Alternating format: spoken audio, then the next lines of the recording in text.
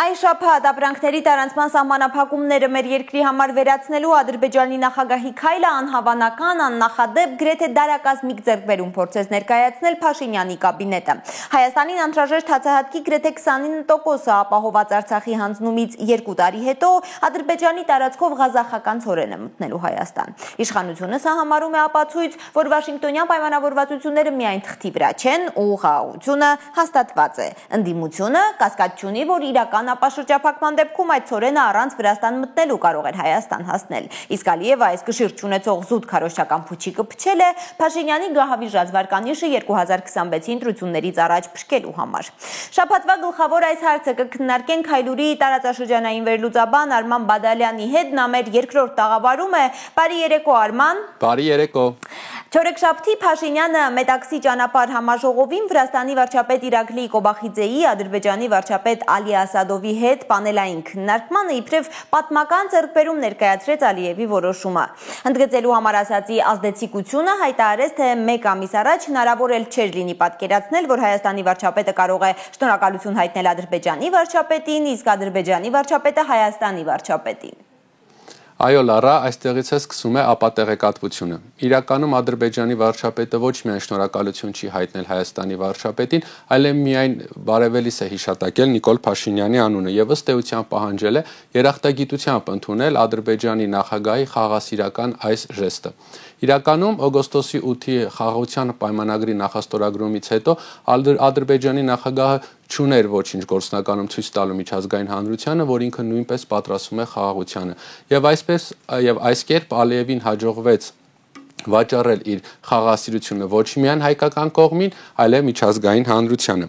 Հայկական կողմի ոչ միանշանակ արձագանքն նպաստեց նրան, որպեսզի ադրբեջանական մամուլը կարողանա Ալիևի այս քայլը ներկայացնել հերթական հաղթանակ Հայաստանի Հանրապետության նկատմամբ, քանի որ սրանից հետո Ալիևը ինքն է որոշելու տարածաշրջանի ենթակառուցվածքների հարցը։ Բացի այդ, մենք տեսանք նաև Վրաստանում Փաշինյանի հայտարարությունը այն մասին, որ նա պատրաստակամ է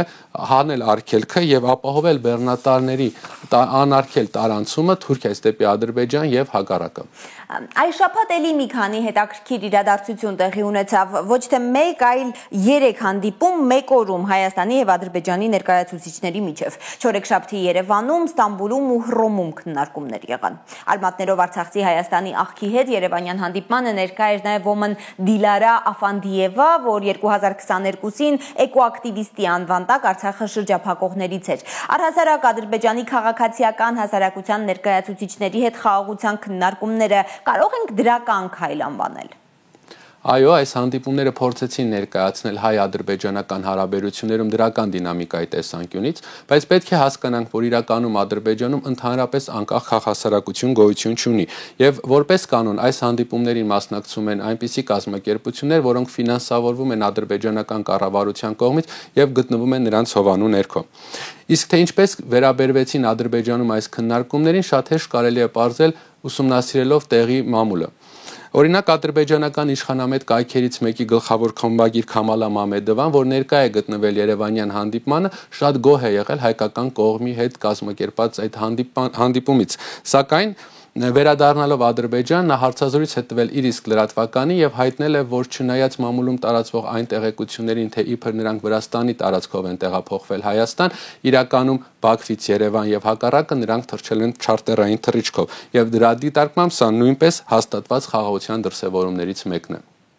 Եթե փորձենք ամփոփել, իշխող քաղաքական ուժը հայտարարում է, որ տարածաշրջանում հաստատվել է իրական խաղաղություն եւ դրա վկայությունն է այն, որ սահմանին չեն կրակում։ Ինչն է խանգարում փորձագիտական դաշտին հավատալ այս խաղաղությանը։ Նախ Ադրբեջանի նախագահի եւ նրա կառավարության անդամների հայտարարությունները պարբերաբար հիշեցնում են մեզ, որ նրանք Հայաստան վերադառնալու են ոտքով։ Բացի այդ, ուսումնասիրելով ադրբեջանական մեդիա դաշտում վերջին մի քանի օրերին տարածվող տեղեկություններն ու նյութերը, կարող ենք դիտարկել, որ իրականում դրանք խաթարում են Հայաստանի եւ Ադրբեջանի ղեկավարների կողմից տարածվող խաղաղության օրակարգին։ Միևնույն ժամանակ վերջին մի քանի օրերի ընթացքում հղում անելով հայկական լրատվական կայքերից մեկի հոդվածին այն մասին, թե իբր Գեղարքունիքի մարզում հայ բնակչության թիվը վերջին 3 տարիների ընթացքում նվազել է, նրանք նորից ինֆորմացիոն այս ալիքից օգտվելով շրջանառության մեջ են դրել այսպես կոչված արևմտյան Ադրբեջան պատմական հողերի վերադարձը եւ հայ բնակչության թվի նվազեցումը նրանք ներկայացրել են որպես նախադրյալ ադրբեջանցիների այդտեղ վերադարձնելու համար։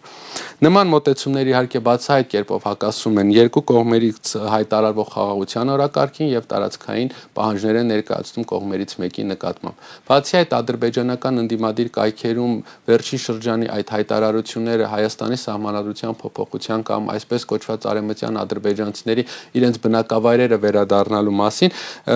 սպառնալիք են Հայաստանի ինքնիշխանությանը եւ հակասում են երկու երկրների ղեկավարների կողմից հայտարարվող խաղաղության այս օրակարգին։ Նման կերպ Ադրբեջանը փորձում է իր ներքին լսարանին հասկացնել, որ դրսի համար բեմադրվող խաղաղասիրությունը իրականում չի վերաբերում շարքային ադրբեջանցիներին։ Շնորհակալություն Արման, Հայլուրի երկրորդ տաղավարում էր մեր տարածաշրջանային վերլուծաբան Արման Բադալյանը։